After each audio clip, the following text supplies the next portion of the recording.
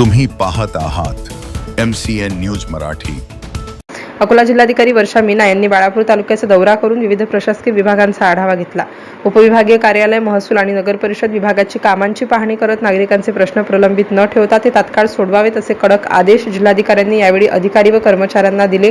जिल्हाधिकारी वर्षा मीना यांनी काल दिनांक 9 एप्रिल रोजी बाळापूर दौऱ्यात महसूल आणि नगर परिषद प्रशासनाच्या कामकाजाची सखोल चौकशी केली।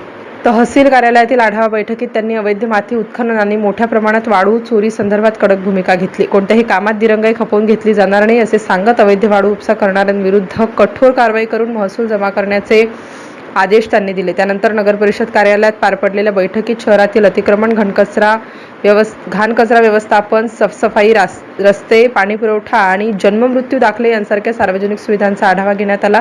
शहराच्या स्वच्छतेबाबत त्यांनी नगर परिषद प्रशासनाला कडक शब्दात तब्बी दिली।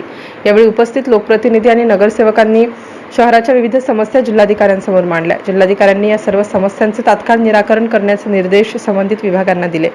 या 8व्या बैठकीला नगर परिषद अध्यक्ष डॉक्टर आफरीन परवीन मोजमी, उपाध्यक्ष सुरेंद्र धोपटे, उपविभागीय अधिकारी डॉक्टर संतोष येवलीकर, उपविभागीय पोलीस अधिकारी गजानन पडघण, नायब तहसीलदार सय्यद एहसद्दीन, मुख्याधिकारी राहुल कणकार यांच्यासह शहरातील नागरिक व महिला मोठ्या संख्येने उपस्थित होत्या।